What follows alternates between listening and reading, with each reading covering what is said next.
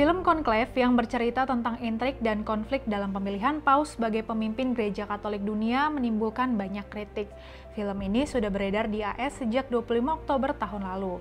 Conclave juga diperkirakan akan bisa memperoleh sejumlah penghargaan Oscar. Tapi isi film ini memang bisa sangat mengganggu umat Katolik. Fokus film ini adalah proses pemilihan Paus, kepala Gereja Katolik sedunia, setelah kematian mendadak Paus sebelumnya akibat serangan jantung.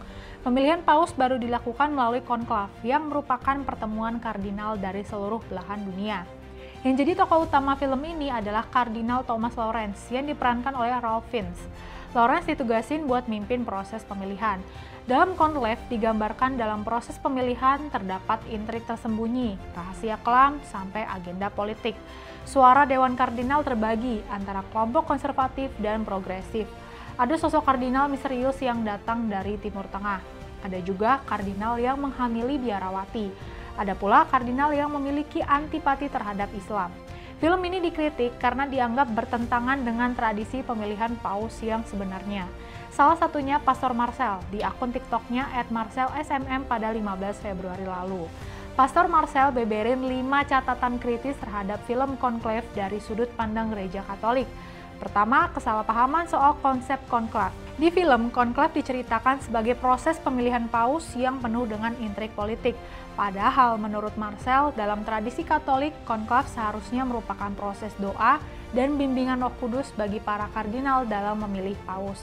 Kedua, Marcel nggak setuju sama penggambaran sosok kardinal di film ini yang nampak korup, nggak bermoral, dan lebih utamain kepentingan duniawi dibanding panggilan suci mereka. Ketiga, konflik antara kandidat konservatif dan progresif di film terlalu dibikin sederhana. Kesannya nih pemilihan paus malah jadi ajang pertarungan ideologi politik, seolah gereja cuma terbelah antara kelompok tertutup dan terbuka. Keempat, terlalu banyak unsur fiksi yang menyesatkan para penonton dan melenceng dari gereja Katolik yang sebenarnya. Terakhir, Pastor Marcel ingetin buat umat Katolik untuk bersikap kritis dan jangan menelan mentah-mentah apa yang disajikan dalam film ini.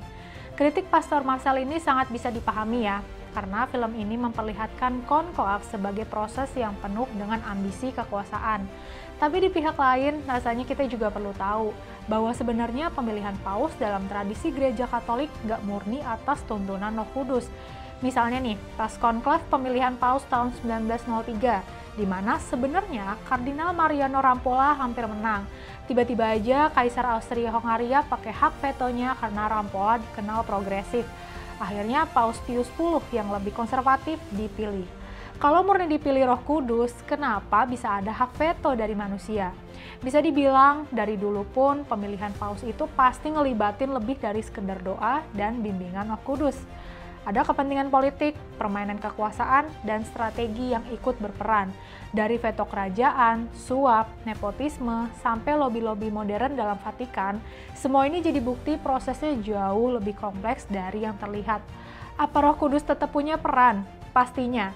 Tapi, apa politik juga ikut campur? Bisa jadi. Yuk, bijak dalam menyikapi sesuatu.